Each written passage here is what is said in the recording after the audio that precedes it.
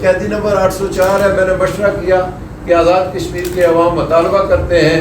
کہ P T I ہی یہ کام کر سکتی ہے تو میں یہ کام کراؤں گا. اللہ تعالیٰ کے پاس سے واقعات ایک دن میں تبدیل ہو گئے جس کی بنیاد پر آزاد کشمیر کے تحریک آزادی کشمیر کا بیس کیمپ ہے. تو وہاں اس طرح کی کوئی چھیڑ خانی یا اس طرح کے کوئی حالات پیدا ہوں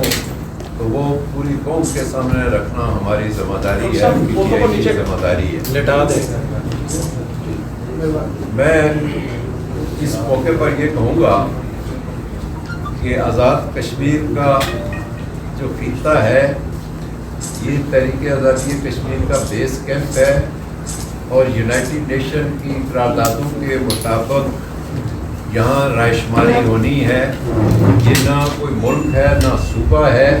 نہ ریاست ہے, بلکہ تحریک آزادی کشمیر کا بیس کیمپ ہے. وہاں ایک حکومت جو بنی 1947 میں غازی اعظم سردار محمد ابراہیم کی قیادت میں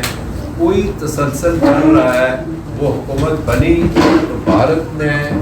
کشمیر میں فوجیں اتار دی جس کی بنیاد پر ہمارے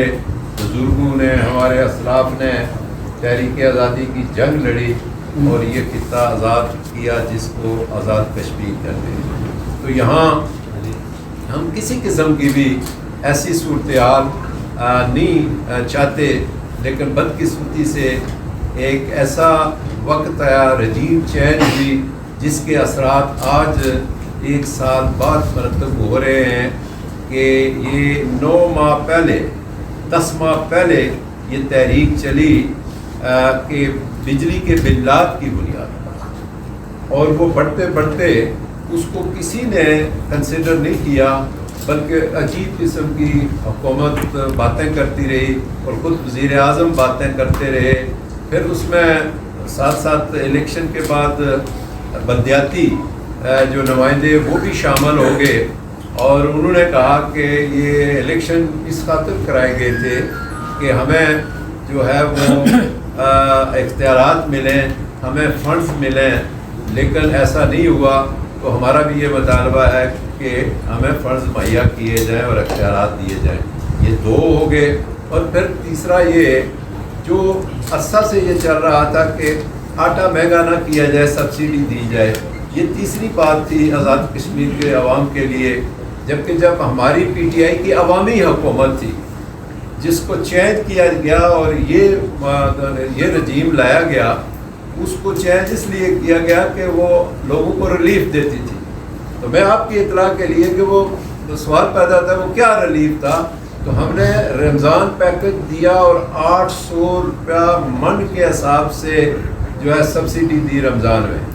اور یہ کوئی 54 جو ہے کروڑ روپیہ بنتا تھا. تو اس لحاظ سے عوامی حکومتیں جو ہوتی ہیں وہ عوام کے ان کی چیزوں کا خیال رکھتی ہیں جو ان کی ضرورت ہوتی ہے, اور آٹا ایک بنیادی ہر آدمی کی ضرورت تھی. اس لیے اب یہ ہے کہ ہم نے بلدیاتی الیکشن کرائے جو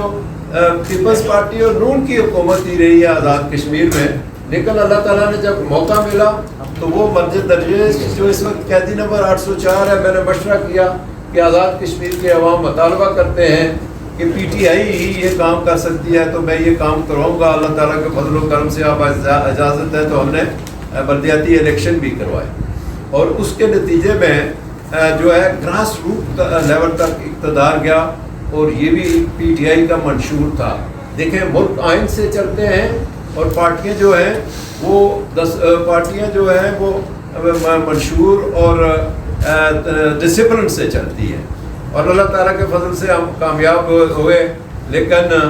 آج جو ماحول بن گیا ہے, آج ہماری حکومت کو, پی ٹی آئی کی حکومت کو لوگ یاد کرتے ہیں کہ جب یہ کرائسس پیدا کیے گئے, اور میں سمجھتا ہوں سب سے بڑی نااہلی جو ہے وہ کٹ پتلی بنا ہوا ہے وزیر اعظم آزاد کشمیر, جو کہ یہاں تک لے آیا کہ وہ بھی ہمارا عزیز بچہ تھا جو کل مارا گیا. اور میں اس کے لیے بھی کہتا ہوں, پولیس انسپیکٹر سب انسپیکٹر ہے میرپور میں, اس کے لیے بھی کہتا ہوں کہ شفاف انکوائری کی جائے کہ وہ کیسے وہ اس کو گولی لگی اور وہ شہید ہوا, اور اس کے لیے یہ میں اس موقع سے فائدہ اٹھاتے ہوئے یہ بھی کہنا چاہتا ہوں ارباب اقتدار سے کہ اس کی غیر جانبدارانہ تحقیقات کرائی جائے. اس کو گولی کس طرح لگی, کس نے ماری, کیوں ماری, اور ماسٹر رپورٹ کا جو ہے وہ عوام تک لائی جائے. تو اس طرح سول آبادی سے, سول لوگوں سے ایک آدمی کو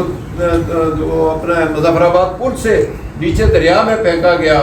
تو میں سمجھتا ہوں کہ یہ جو صورتحال پیدا ہوئی ہے, یہ تو ہم تو کہتے تھے بھارت نے جو ہے 370 اور 35A کا نفاذ اس کو ختم کر کے تو ڈیموگرافی چینج کر رہا ہے کشمیر کی. تو ہم اس کے لیے یہ تحریک چلا رہے تھے,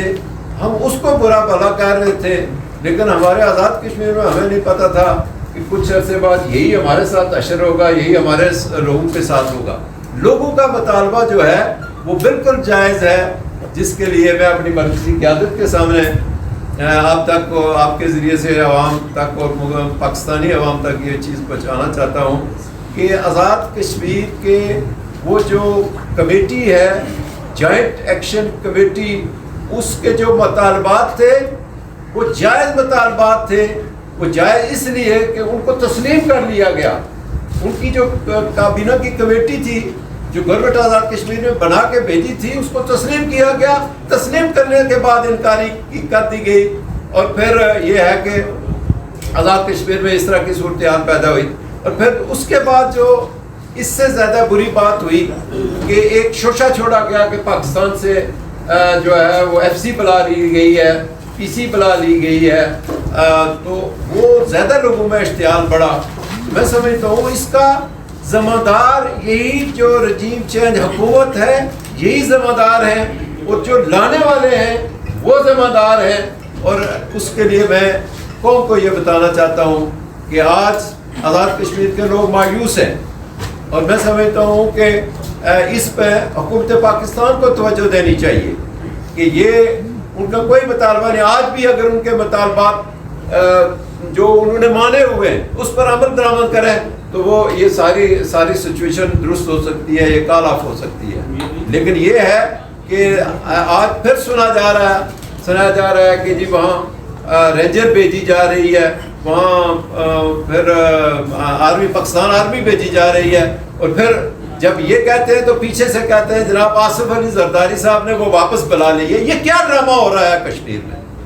ایک وقت میں کہتے ہیں کہ بھیج رہے ہیں, اور دوسری وقت کہتے ہیں یہ پوائنٹ اسکورنگ ہو رہی ہے, اور یہ کہیں اور, میں سمجھتا ہوں کسی اور معاملے کی طرف یہ جا رہا ہے سلسلہ کہ ایک اختیار جو حکومت کے پاس ہے وہ دفعہ 56 کا ہے. کہیں ایسا کر کے تو وہ ہمیں مشکلات میں مزید ڈالنا چاہتے ہیں. میں اپنے لوگوں سے بھی کہتا ہوں جو کہ اس